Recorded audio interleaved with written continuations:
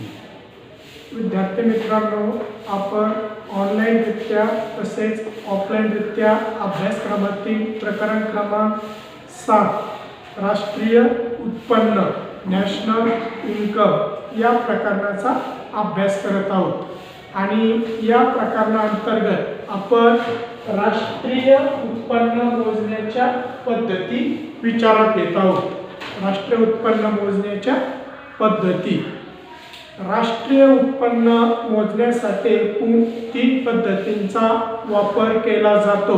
त्यामध्ये पहिली पद्धत आहे उत्पादन पद्धत, प्रोडक्शन मेथड. दुसरी पद्धती आहे उत्पन्न पद्धत, इन्कम मेथड. आणि तिसरी पद्धती आहे खर्च पद्धती, एक्सपेंडिचर मेथड. या 3 पद्धतींपैकी पाठीमागील तासाला आपण पहिल्या पद्धतीचा अभ्यास केलेला आहे. उत्पादन पद्धतीचा अभ्यास आपण केलेला आहे. Production method. उत्पादन पद्धतीनुसार राष्ट्रीय उत्पन्न मोजत असताना प्रामुख्याने देशातील उत्पादनावर लक्ष केंद्रित केलं जातं. देशामध्ये निर्माण होणाऱ्या अंतिम वस्तू व सेवांचं उत्पादन विचारात घेऊन राष्ट्रीय उत्पन्नाची मोजणी केली जाते.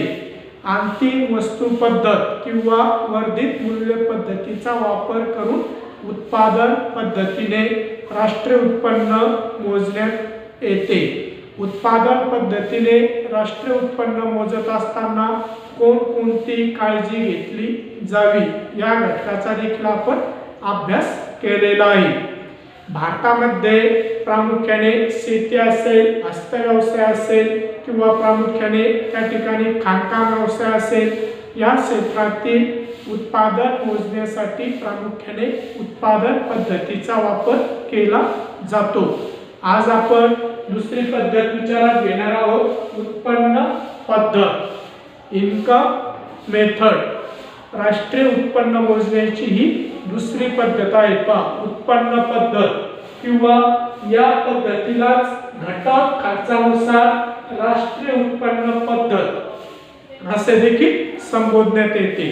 काय म्हटले उत्पन्न पद्धत किंवा या पद्धतीलाच काय म्हणायचं, घटक खर्चानुसार राष्ट्रीय उत्पन्न पद्धत. या पद्धतीनुसार राष्ट्रीय उत्पन्न मोजत असताना प्रामुख्याने विभाजनावर लक्ष केंद्रित केले जाते. राष्ट्रीय उत्पन्नाचं होणारं जे काही विभाजन आहे, देशातील नागरिकांमध्ये राष्ट्रीय उत्पन्नाचं होणारं विभाजन विचारात घेऊन त्या ठिकाणी राष्ट्रीय उत्पन्नाची गणना केली जाते. कुठल्याही वस्तू व सेवेचं उत्पादन घ्यायचं असेल तर संबंधित उत्पादन घेण्यासाठी वेगवेगळ्या उत्पादन घटकांची आवश्यकता असते आणि या उत्पादन घटकांना दिल्या जाणारे मोबदले, या मोबदल्याची बेरीज केली असता ती राष्ट्रीय उत्पन्ना इतकी येत असलेली आपल्याला दिसून येते. वेगवेगळे उत्पादन घटक, या उत्पादन घटकांच्या साठी जो काही मोबदला दिला जातो, या मोबदल्याची बेरीज किती येते, राष्ट्रीय उत्पन्ना इतकी आलेली आपल्याला दिसून येते. कुठल्या वस्तूचं उत्पादन घ्यायचं असू द्या, उदाहरणार्थ शेतीमध्ये काही शेतमालाचं उत्पादन घ्यायचं असेल किंवा कंपनी कारखान्यामध्ये एखाद्या वस्तूचं उत्पादन घ्यायचं असेल तर प्रामुख्याने अनेक उत्पादन घटकांची आवश्यकता असते. संबंधित उत्पादन घटकांना मोबदला देखील दिला जातो आणि त्या मोबदल्याची बेरीज करूनच त्या ठिकाणी राष्ट्रीय उत्पन्न मोजलं जातं. उत्पन्न पद्धतीचा वापर करून संबंधित उत्पन्न मोजण्यात येते. उत्पादनाचे घटक प्रामुख्याने आपण 4 घटक विचारात घेत असतो. उत्पादनाचे मुख्य किती घटक विचारात घेतले जातात, 4. कोणते 4 घटक आहेत, या अगोदर आपण अनेकदा त्याचा अभ्यास पण केलेला आहे. भूमी, श्रम, भांडवल आणि संयोजक. कुठल्याही वस्तूचं उत्पादन घ्यायचं असेल तर प्रामुख्याने या 4 उत्पादन घटकांची आवश्यकता असते. भूमी, श्रम, भांडवल आणि संयोजक. या सर्वच उत्पादन घटकांना उत्पादन कार्यात सहभाग घेतल्यामुळे त्या ठिकाणी मोबदला देखील मिळत असतो. उदाहरणार्थ भूमीला मिळणारा मोबदला ज्याला आपण म्हणतो खंड, श्रमाला मिळणारा मोबदला वेतन किंवा मजुरी, नंतर भांडवलाला मिळणारा मोबदला व्याज आणि संयोजकाला मिळणारा मोबदला नफा. या सर्वांची काय करायची? बेरीज करायची. खंड, वेतन, व्याज, नफा या सर्वांची बेरीज केली असता आपल्याला राष्ट्रीय उत्पन्न मिळते. राष्ट्रीय उत्पन्न मोजण्याची जी काही पद्धत आहे, उत्पन्न पद्धत, या उत्पन्न पद्धतीनुसार राष्ट्रीय उत्पन्न मोजण्याचं सूत्र या ठिकाणी मी समोर मांडलेलं आहे. पहा, उत्पन्न पद्धतीनुसार राष्ट्रीय उत्पन्न मोजण्याचं सूत्र. काय सूत्र सांगितले? पहा, national income is equal to rent plus wages plus interest plus profit plus mixed income plus net income from abroad. राष्ट्रीय उत्पन्न मोजण्यासाठी या सूत्राचा उपयोग केला जातो. रेंट म्हणजे काय? तर त्या ठिकाणी खंड. वेजेस म्हणजे काय? वेतन किंवा मजुरी. इंटरेस्ट व्याज. प्रॉफिट नफा, संयोजकाला मिळणारा नफा. मिक्स इन्कम मिश्र उत्पन्न, स्वयंरोजगार करणाऱ्या व्यक्तीला मिळणारं उत्पन्न. नेट इन्कम फ्रॉम अब्रॉड निव्वळ विदेशी उत्पन्न. या सर्वांच्या आधारे राष्ट्रीय उत्पन्न मिळते. हे सूत्र मराठीमध्ये सांगायचं असेल तर काय सांगू शकतो आपण? राष्ट्रीय उत्पन्न बरोबर खंड अधिक वेतन अधिक व्याज अधिक नफा अधिक मिश्र उत्पन्न अधिक निव्वळ विदेशी उत्पन्न. या सूत्राच्या सहाय्याने आपण राष्ट्रीय उत्पन्नाची मोजणी करतो. मात्र या पद्धतीने उत्पन्न पद्धतीने राष्ट्रीय उत्पन्न मोजत असताना काही दक्षता घेणं गरजेचं आहे, काही काळजी घेणं गरजेचं आहे, तरच आपल्याला योग्य आकडेवारी मिळू शकते. राष्ट्रीय उत्पन्न मोजणे वाटते तितके सोपे काम आहे का? नाही. राष्ट्रीय उत्पन्न मोजत असताना अनेक अडचणी येत असतात, अनेक समस्या येत असतात. त्यामुळे योग्य राष्ट्रीय उत्पन्न काढण्यासाठी प्रामुख्याने काही दक्षता घेणं गरजेचं आहे. प्रामुख्याने उत्पन्न पद्धतीने राष्ट्रीय उत्पन्न मोजत असताना कोणकोणती दक्षता घ्यावी, कोणकोणती काळजी घ्यावी हे आपण या ठिकाणी थोडक्यात विचारात घेणार आहोत. राष्ट्रीय उत्पन्न मोजताना घ्यावयाची दक्षता.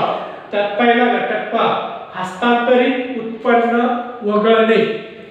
राष्ट्रीय उत्पन्न मोजत असताना जे काय हस्तांतरित उत्पन्न आहे, हस्तांतरित देणी आहे, या हस्तांतरित देण्यांचा समावेश राष्ट्रीय उत्पन्नात केला जात नाही.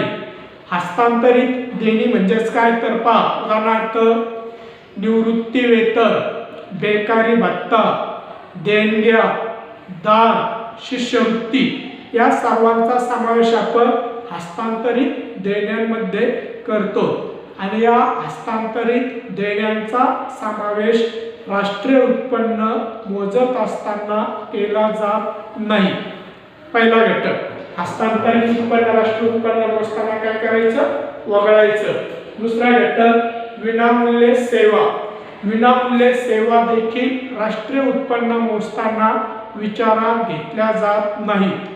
प्रामुख्याने ज्या वस्तू व सेवांना मूल्य असते अशाच वस्तू व सेवांचा समावेश राष्ट्रीय उत्पन्न मोजत असताना केला जातो. विनामूल्य सेवा राष्ट्रीय उत्पन्न मोजताना विचारात घेतल्या जात नाही.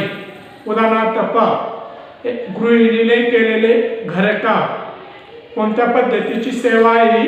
विनामूल्य सेवा. आणि या विनामूल्य सेवेचा विचार राष्ट्रीय उत्पन्न मोजताना केला जात नाही. किंवा शिक्षकाने आपल्या पाल्यांना शिकवणे ही देखील एक विनामूल्य सेवा आहे. या विनामूल्य सेवेचा समावेश राष्ट्रीय उत्पन्न मोजताना केला जात नाही. नंतर जुन्या वस्तूंपासून मिळणारे उत्पन्न याचा देखील राष्ट्रीय उत्पन्न मोजताना विचार केला जात नाही. जुन्या वस्तूंची चालू आर्थिक वर्षात खरेदी विक्री केली असेल तर संबंधित विक्रीपासून मिळणारे उत्पन्न राष्ट्रीय उत्पन्नात मोजल्या जात नाही. काही गाडी असेल किंवा घर असेल किंवा इतर प्रकारच्या वस्तू ज्यांची चालू आर्थिक वर्षात विक्री केलेली आहे तर संबंधित विक्रीपासून मिळणारे उत्पन्न देखील राष्ट्रीय उत्पन्न मोजताना वगळण्यात येतं. कारण संबंधित वस्तूचं मूल्य ज्या वर्षी संबंधित वस्तूचं उत्पादन झालेलं आहे त्याच वर्षी विचारात घेतलं जातं. त्यामुळे चालू आर्थिक वर्षाचं उत्पन्न मोजत असताना चालू आर्थिक वर्षात जरी जुन्या वस्तू व सेवांची खरेदी विक्री झालेली असेल तर त्याचं मूल्य राष्ट्रीय उत्पन्न मोजताना विचारात घेतलं जात नाही. पुढचा घटक समभाग शेअर्स.